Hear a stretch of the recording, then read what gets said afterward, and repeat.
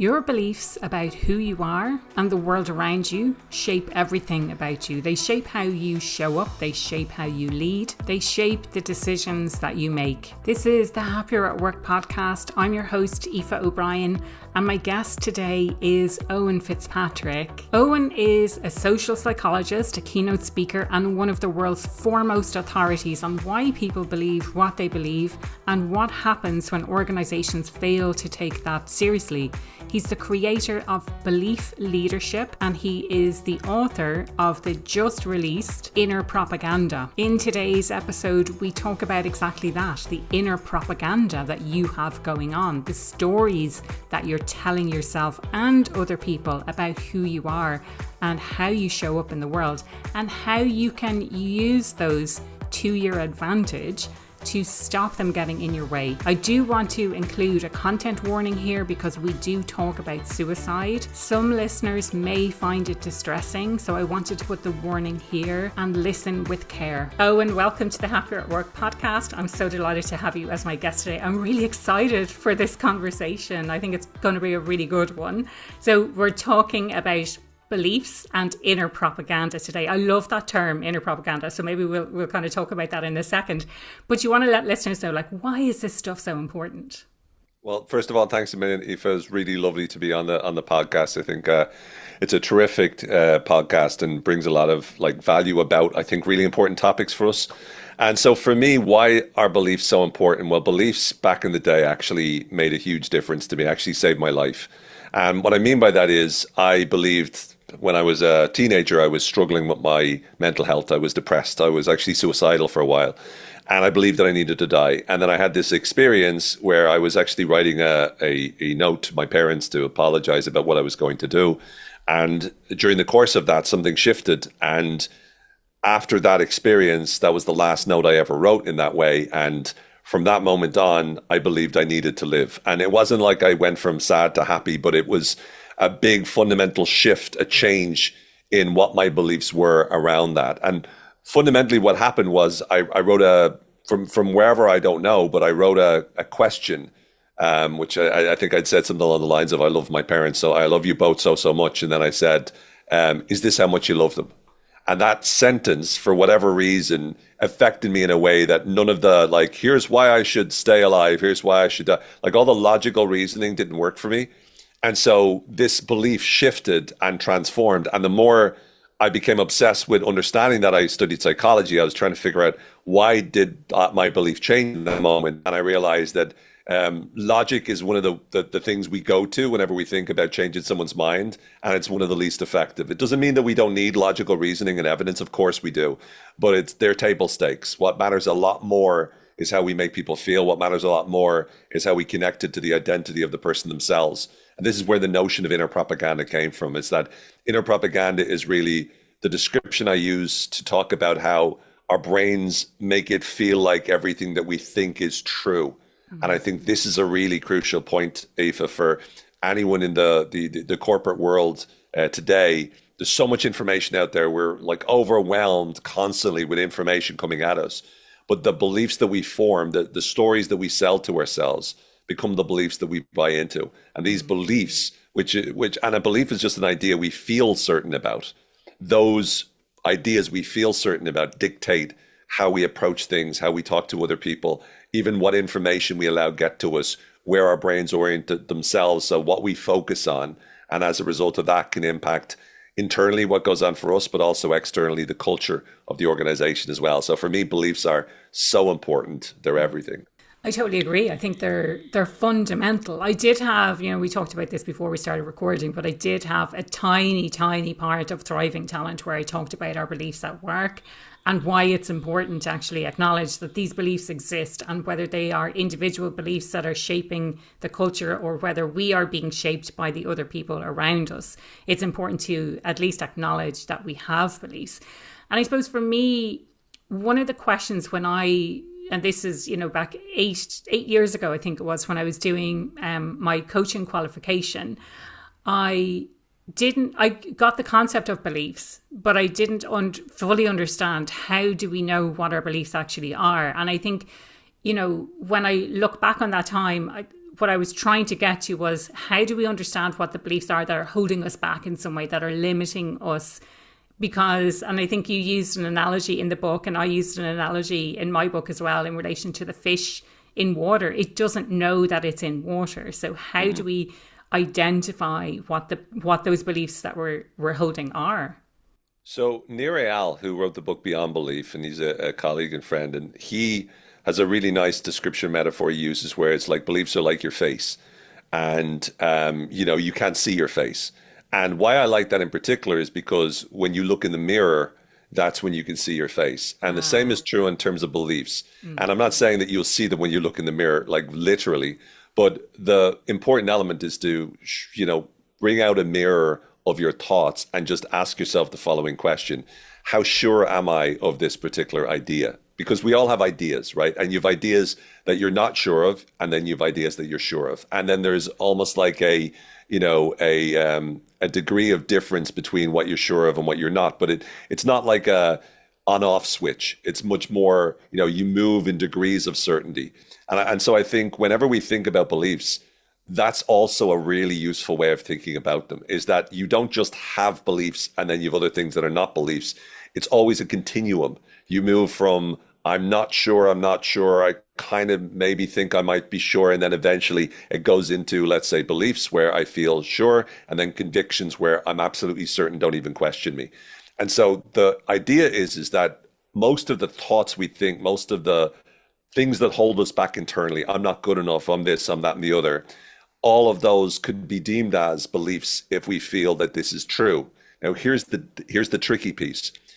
Whatever the way in which we feel is, that will largely influence what beliefs we call up at that moment in time. So in other words, if you've had a terrible day, let's say both of you and me, we're both dealing with the whole ups and downs of the publishing world. So as maybe you've experienced this too, Aoife, where one day you're like, oh my goodness, I think this is amazing. This is going to be the best ever. Everything's going to work out. And then you get a bit of bad news the following day and you're like, this is the worst. This is such a waste of time. I'm never going to amount to anything. This is not going to be any good. And that's a very normal.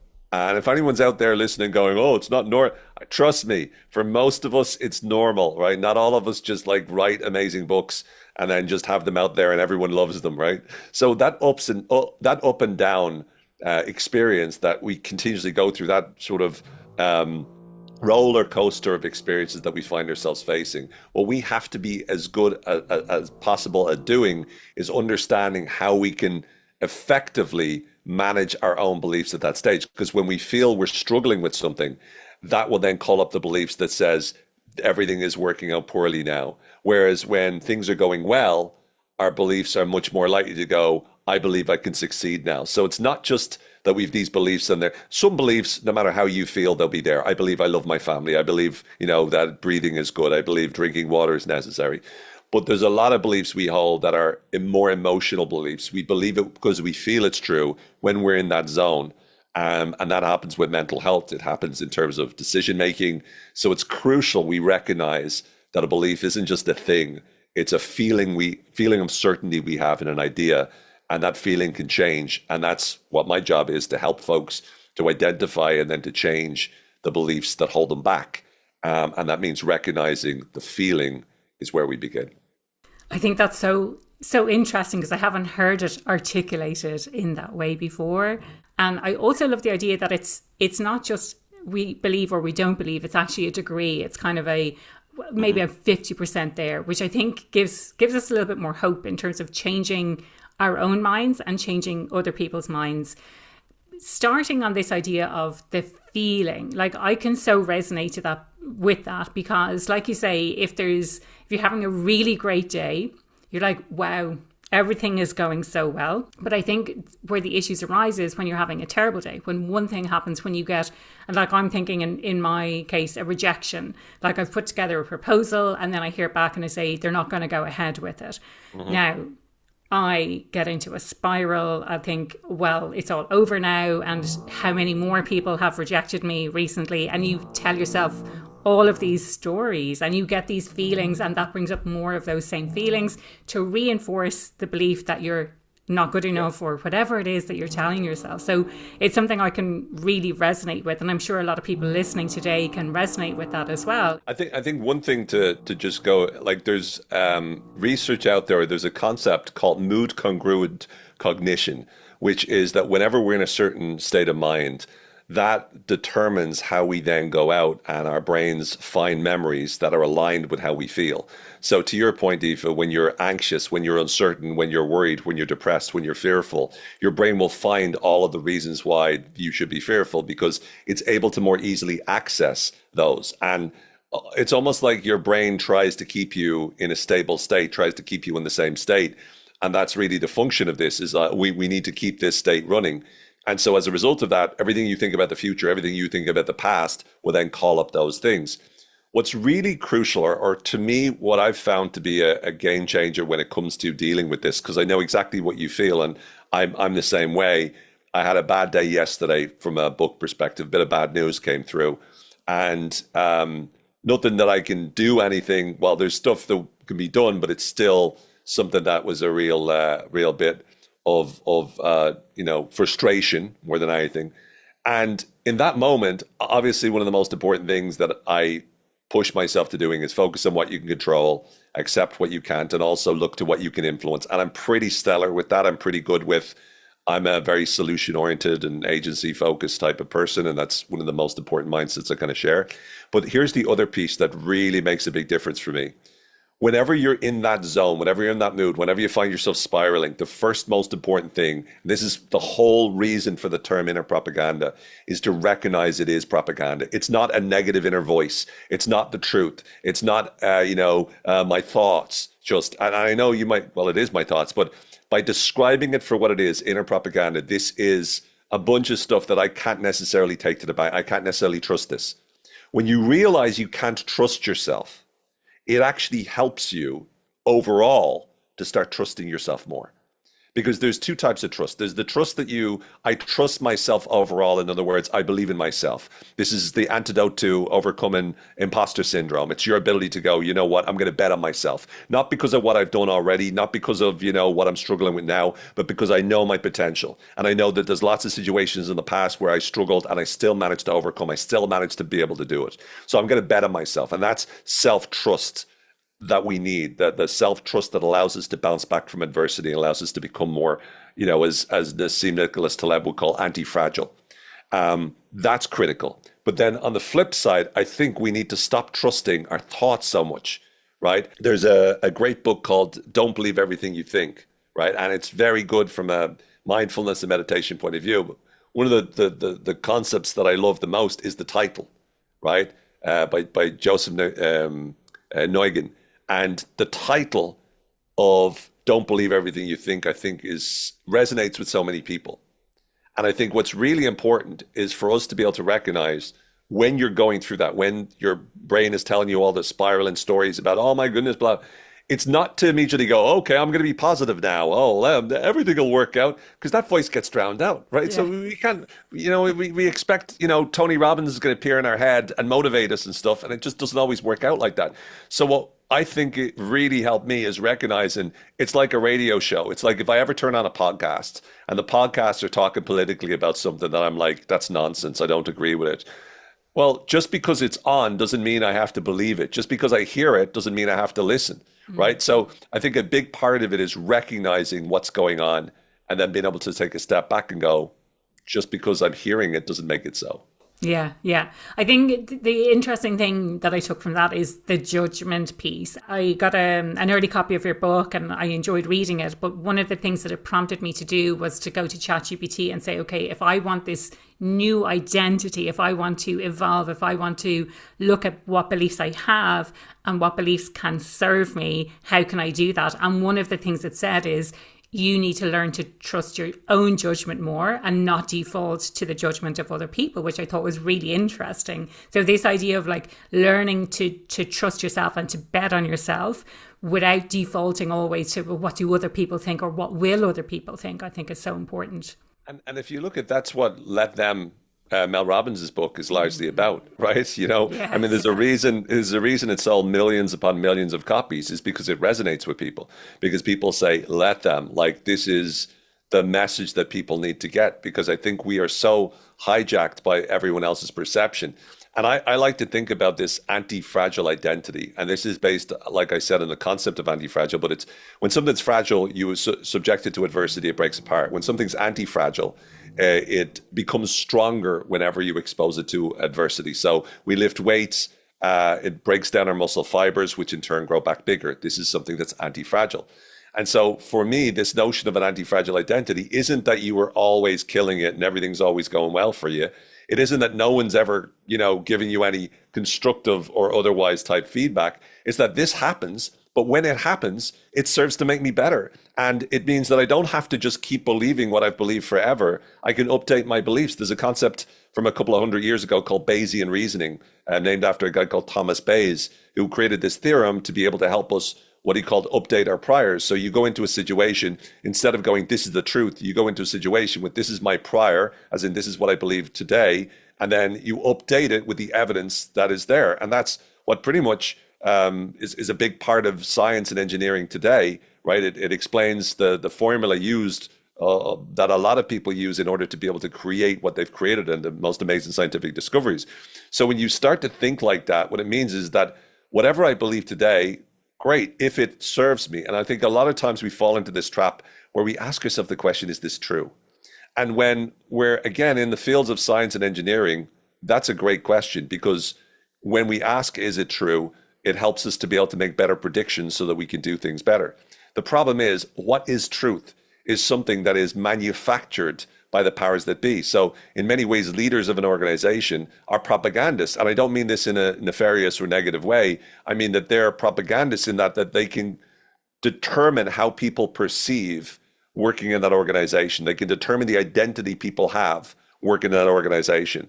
And so if you're a leader, one of the most important things to help people to become happier at work is to recognize what are the ways in which you can influence those people so that they can feel psychologically safe, so that they can feel excited and motivated and driven, and most importantly, engaged. Obviously, engagement's taking a big hit.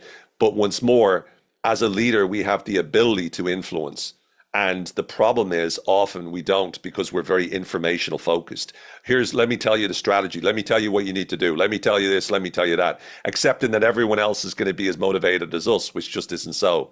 So I think there's a mistake that we make where we fall into a trap of not recognizing the power of how you make people feel and the importance of identity.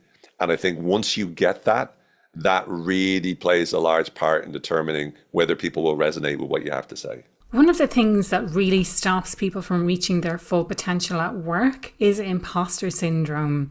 If you want to help your team to reach their full capabilities, you can download my latest State of Imposter Syndrome at Work report today from impostersyndrome.ie/report. In it, I address the organisational cost of imposter syndrome, as well as putting forward some really practical strategies that you can implement straight away to address this issue at the root. That's impostersyndrome.ie/report. Download your free report today.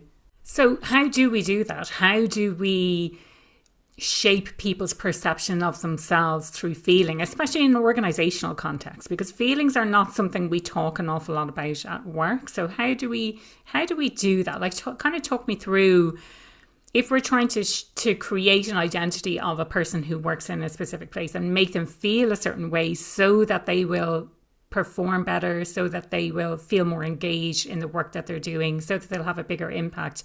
Talk me through what we can do. So I'll move it back to you, Aoife, right? So if you take thriving talent, right? And the concept that you're putting out into the world, which has been really successful. When you put across that message, my guess is when you wrote that book, you didn't write a book that was just like, here's the data, let me communicate this data. This is the data shows this. Now you would have had data in, of course, there needs to be scientific rigor there, absolutely. But you didn't just create a data set, translated into everyday language so that people go, oh, it's really important. Her message is really important. Why? Because she showed the data. That's not why the book resonated. That's not why it was so impactful. From your perspective, would love to understand, why do you think the message resonated? Why do you think Stories. the No message? doubt. It's stories. And that's what people have come back and said to me. I can see myself in this. I can see myself as an individual. I can see myself as a leader making these mistakes, doing these things that you talk about. So I've littered the entire book with personal stories as well as publicly known stories from, from big organizations, global organizations. And if you look at it, like Amy Edmondson, an amazing, thought leader that's endorsed your book, her work in psychological safety. If you look at Mel Robbins, very different, not as academic as, either. If you look at Adam Grant, if you look at Brené Brown, these are people that are what I call belief leaders, not just thought leaders, but belief leaders, because they're convincing people like Adam Grant the importance of thinking again, the importance of, what it means to be original, and the fact that sometimes procrastinating can have benefits, right? Givers do better than takers overall, but can actually do worse. Like all of these are ideas, but the main goal of those books is to convince people in such a way that people believe it. And so as a leader, we also have ideas. You might have an idea that says, we need to embrace AI. It's good to embrace AI. But you're tackling a world or a group of people that are very much, number one, terrified it'll take their job. Number two, skeptical over AI. Number three, had bad experiences with AI. Number four, watched Terminator 2 too many times. So, you've all of these myriad, degrees of skepticism or anger or anguish. There was that example a few months ago where there was someone speaking at like a graduation ceremony and got booed every time she mentioned AI. So you're talking about this world where just because I believe it doesn't make it so. And this is what we call in psychology naive realism. It's this belief that I know the truth, but Aoife, well, she's buying the propaganda. She's a sheep. Right. And there's this notion we do it about everything. It's COVID. Oh, my goodness. I can't believe you believe in COVID. Oh, my goodness. I can't believe you don't believe in COVID. It's like, even if you're right, it doesn't matter, because shaming a person has never once made the person turn around and go, you know what? I've been shamed. Therefore, I'm going to change my mind. Most of the time, it just makes people double down because we don't want our identity to be harmed. And there's a concept again called identity protective cognition, where our brains try to protect our identity by maintaining it. And that's where cognitive dissonance comes into play. This tension that exists whenever a belief challenges something we already believe is true. So we find a way to explain it. And our brains are notoriously good at using logic and using reason to rationalize what we want.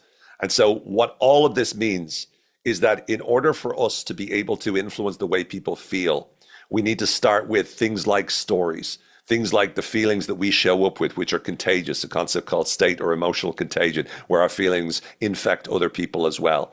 We need to start to ask questions. If I say to you, what are the things you're most grateful of? Your brain automatically, doesn't matter what information you give me, your brain accesses those states and starts to feel those feelings as well. Even the framing I use, the language I use, if I say, what will happen if we don't do this? Or, what will we lose out on or miss out on if we don't do this? Now, all of a sudden, I'm directing your attention through my language to impact the way in which you feel. So the choice of words we use, the way we show up, the stories we use, the questions we use are all things that a leader can do to impact the way in which people feel. And you don't have to be, Martin Luther King or Robert Emmet. And Robert Emmet is, of course, a famous Irish historical figure who, gave one of the most incredible speeches before he was, condemned to death. But you don't have to be these great speakers to impact the way in which people feel. You just have to know that by me going into the right state, by asking the right question, by using the right story, by using the right language, I can impact how people feel. And we are living in a world where this is happening all the time. There's hyperbole everywhere. There's emotion language used all the time. The news do it. Social media does it, always trying to hook our attention. Politicians are notorious at it at the moment, especially. This is the world we live in, and we need to become really skilled so that we don't find ourselves, falling for others' propaganda. We need to be able to take charge of our own. How do we deal with the situation then when it is kind of an us and them? And I see that at work all the time as well. Like, you've created this sort of us and them culture. For me, it's like it's a toxic culture, but Sure.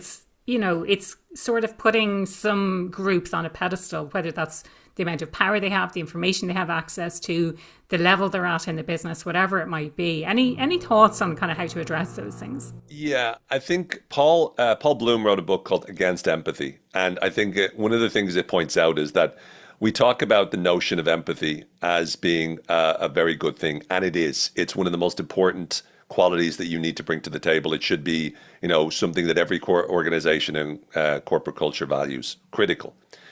And one of the arguments, let's say, against it, or the challenges is that whenever you empathize with someone, often it can make it so that the more you empathize with that person, the less you empathize with somebody else. So bonding with other members of a tribe make you part of that tribe, but by being part of that tribe, it automatically distances you from other tribes.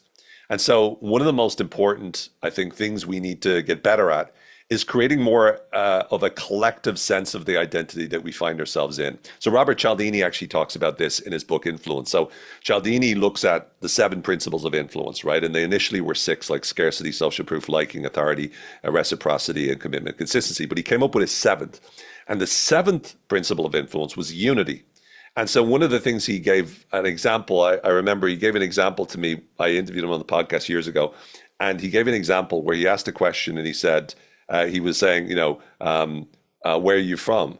And I said, well, Ireland. And then he said, okay, so if I was talking to you and let's say I was Italian and you were Irish, you might classify yourself as being Irish and I'm Italian, or we're both Europeans.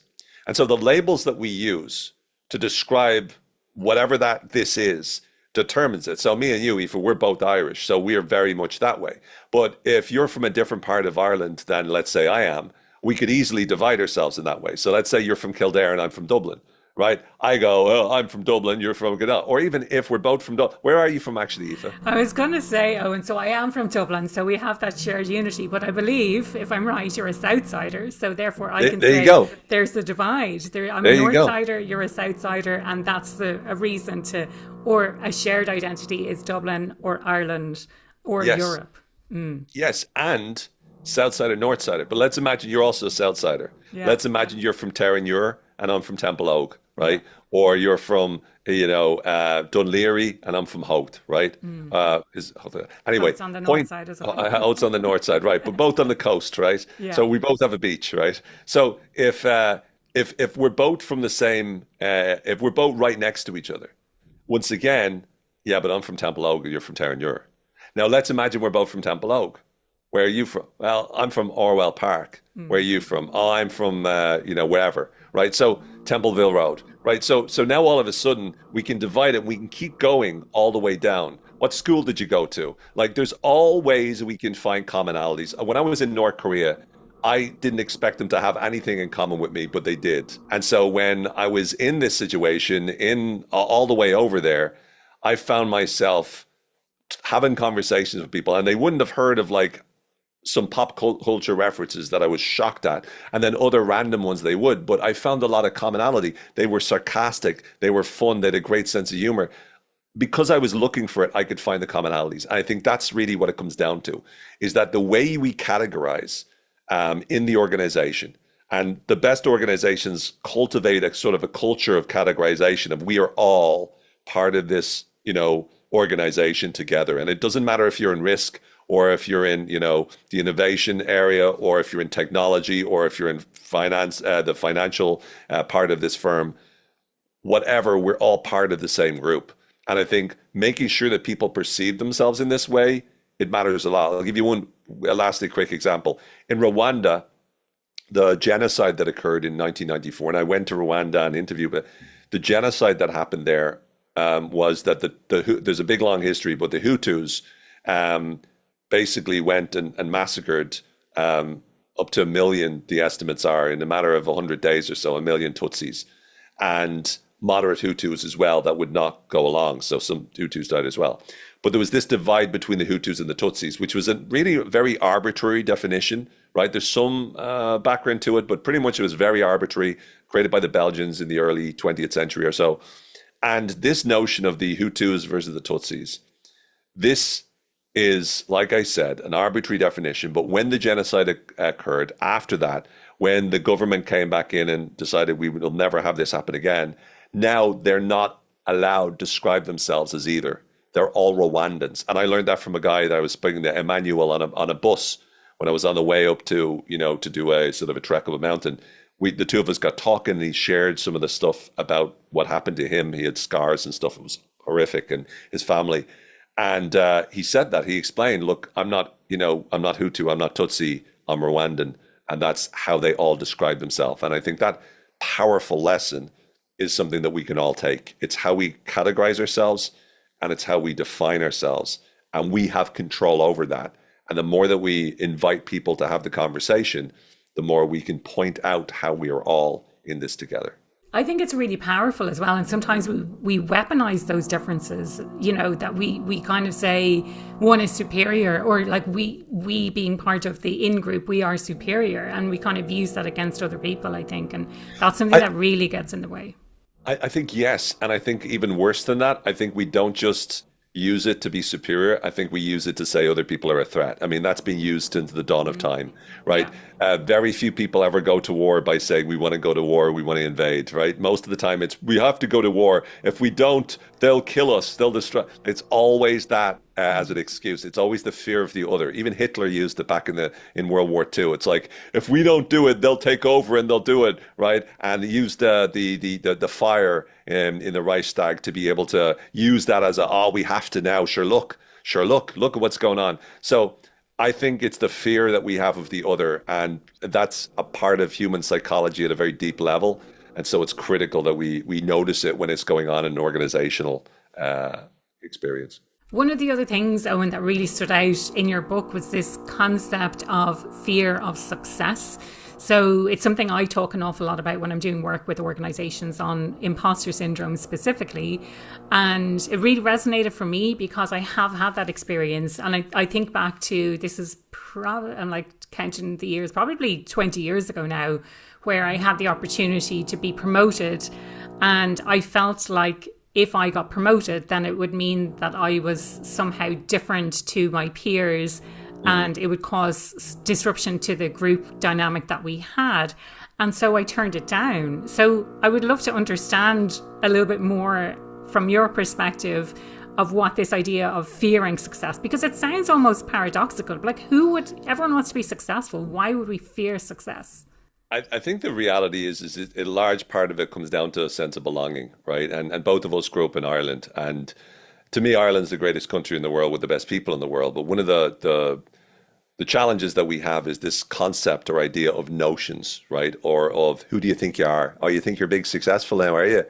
And that attitude, it's also known as the tall poppy syndrome in terms of Australia. In terms of Japan, it's like there's a saying that says the nail that sticks out the most will get hit the hardest. And so in a lot of cultures around the world, there's this concept. But one of the most important elements to it, I think, is to recognize that the fear of success comes from the belief about what success means. Not just your belief about what success means, but also those in the group that you belong, what they believe it means. And I think in order for you to be able to embrace success, it means you first of all have to reconcile yourself with what that actually means from the outside. In other words, the fact that you might get more jealousy, like the more you grow online, the more trolls come out and the more people have a problem to say. The more people that are talking badly about you on the internet, probably that's a really good sign. But it doesn't feel good, right? Because they're talking, but they're talking about you. They're not talking about anybody else. And it's easy also to do that. So I think first of all, it means being ready for the fact that not everyone's going to be happy. Some of your friends are not going to be as happy. We all know the fair weather friends. They're great whenever things are good, but when you're struggling, but we also have the opposite. We have friends that whenever you're doing well, they're not so happy. But when you're like in the doldrums, they're like, you can almost see them smile. And again, it doesn't mean they're bad people. This is all to do with their own, insecurities, their own things to go on. And, it doesn't mean you should fire them as friends. But I think it's important to realize when this happens, it will change your relationships, but be comfortable with figuring out how can I mitigate the negative impact this might have? How can I ensure I maintain relationships?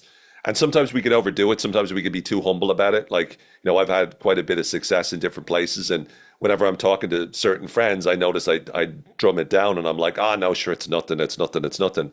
And then they find out from someone else how big it actually is. And they say, why did you say it's not? Like, it's almost like I'm being deceptive in that way, which, I think is something that we have to balance out in that way. But the other element then is, what does success mean for you? And it's scary, because once you're successful, it means now you're out there, you're going to be judged. And can you be successful again, right? The book has gone well. What about the next one, right? It's always, you're only as good as the next thing that you do. So I think understanding that as well is changing the story you sell to yourself about what success means. Recognizing that true success, I believe, goes back to this anti-fragile piece, which is, figuring out what is it that I'm doing right now. Am I getting the results that I want to be getting? If not, what do I need to do to keep working on it, to keep improving, to keep moving forward? And I think that's real success. Success isn't, I've sold a certain amount of copies of my book. Even if it feels that way, that's not real success. Real success is, this is going in the right direction, and this is something that I'm getting, a real positive experience from this journey, this experience. And I think when we redefine success to ourselves, we don't have to be afraid. So in your situation back then, if you had a different perspective of it, you could have gone, right, I'm going to take on this. I'm going to figure out what it means from a relationship standpoint, but ultimately, this is going to help me be better, do more, and challenge myself. Right? One of my favorite quotes is by Rilke, and he says, the purpose of life is to be defeated by greater and greater things. I love that quote, because it implies that in order for you to move on with life, each dragon that you face has to be stronger than the last, which implies you've already overcome the one before. And to me, that's kind of where I like to think. I love that. So what I'm hearing is, have a clear definition of what success means. And I think we tend to inherit these definitions of success societally. So a nice car, a big house, living in the city or living in the country or whatever it might be. And then we compare ourselves to those people who are around us. So I think if we fall into the trap of, I have to have the big house and I have to have the nice car, then you have to keep up appearances, because otherwise you're going to be ousted from that group and your whole identity is kind of wrapped up in this situation. Before we wrap things up, Owen, there is one area I would love to talk about, and it's the idea of how culture shapes us in an organization. So we enter an organization and we have these preconceived beliefs, but how are we shaped by that organization, and how do we in turn shape that organization to create the culture, or to either challenge how things are done or to reinforce the culture that has already been created. Like in my book, I talk about this idea of a culture hangover, when you're coming from one organization and things are done very differently in the new place, whether it's more individualistic in the old place or the new place, or, just things like that are things are done differently. I think the key is I always like to define culture in terms of stories and behaviors or rituals, right? So all cultures can be broken down into the stories that we tell about what's going on, the stories we tell about what's important, the stories we tell about how we get treated, the stories we tell about what matters, the stories we tell about our mission, and then also the behaviors. What are the actions? The weekly meetings, the daily meetings. How do people show up on call? How do people dress? How do people talk to each other? How do people email each other? How often? What's the cadence of that? That is pretty much what makes up a culture. And so the real trick is to understand how are people describing the culture to themselves? Like, the real trick to understanding what's going on in a company is not what happens in the boardroom, it's what happens in the corridors. It's what people say after the meeting that will give you a sense as to, what level of trust there is. And I think, going back to the concept of psychological safety, which I know you talk about quite a lot, is this need that we have to be able to make sure that just turning around and saying, okay, we've got a new initiative. And I was helping out a company that had this before, where they said, we want everyone to speak up. And then I would go around and go, how's that going? And go, well, people aren't speaking up. Then I would talk to people and be going, I'm not going to speak up. Sure, last time I spoke up, this is what happened. And so you're in this situation where you're like, well, if it's not reinforced, of course they're not going to speak up. So we need to recognize that, what are the behaviors we need to engage in regularly? How do we incentivize those behaviors or reinforce those behaviors when they're done the way we want? Like, you want them to give you feedback, great. When they give you feedback, that's the most important time. And then also the stories we tell. And this is not just sticking a poster on a wall with values. This is about giving story after story, example after example of how we want things to go. So if you're working with the sales or customer experience team, give them stories or examples of great customer experiences where, you know, a salesperson or customer experience rep helped that person to have an amazing experience. Give them the stories, give them examples. Because the more that they know what it looks like, the more they'll start to think in terms of that way. And that's how propaganda works at its most benevolent. And that's what can work in organizations too. Love that. So, Owen, the question I ask everyone who comes on the podcast, what does being happier at work mean to you? I think for me, it means what we talked about a few moments ago, which is always looking to be able to ensure that I'm constantly growing and learning and developing. So being happier at work for me is I work a lot because I work for myself, and I try to focus more on the things that give me life. Like when I'm writing or when I'm speaking or when I'm having great conversations with you, that's the stuff that I love. The stuff that I don't love is, you know, the administration stuff, the financial stuff, all that sort of stuff. So it's both doing more of what I love to do, the behaviors that I love to do, but it's also improving, working on getting better so that Owen today is better than Owen yesterday. And I'm not comparing myself to others around me. I'm just going, how can I get much better every single day? So at the end of it, the end of my career, whenever that happens, and I don't have any plans on retiring at all, really, to be honest. I want to, you know, I want to die on stage to traumatize the entire audience. No, I'm joking. But I want to keep going, and I want to make sure that in 10 years, I'm 10 years better than I am today. That's what drives me, and that's what makes me happier at work. I love that. And if people want to find out more about you, if they want to reach out and connect, and if they want to get their hands on the book, what's the best way they can do that? Sure. It's innerpropaganda.com is where you can, you know, get a free masterclass and stuff by putting it in. It's the information. It's obviously on Amazon and Barnes & Noble and whatnot. It'll be available in Ireland and also the UK and more internationally in the beginning of October, I believe. But in the US, it's already available and out there, innerpropaganda.com. I've also got owenfitzpatrick.com, which is more information about me and my speaking and all that. And I've got a podcast called Inner Propaganda, a newsletter called Inner Propaganda, going all in on the name. And I'm also on LinkedIn and Instagram and Facebook. So I would love if anyone wants to connect with me, would love to be connected. Thank you so much, Aoife. Thank you, Owen. I really, really enjoyed this conversation. I think we could probably have gone on for a lot more and diving a bit deeper into all of that really important but interesting stuff as well. So thank you so much for your time today. I really appreciate it. Cheers. That was Owen Fitzpatrick talking about his new book, Inner Propaganda, at innerpropaganda.com. Definitely go and get your hands on a copy. I really, really enjoyed reading the book as well as having the conversation with Owen. Don't forget to get involved in the conversation. Reach out to me on podcast@happieratwork.ie or drop a comment wherever you listen, or get involved in the conversation on LinkedIn.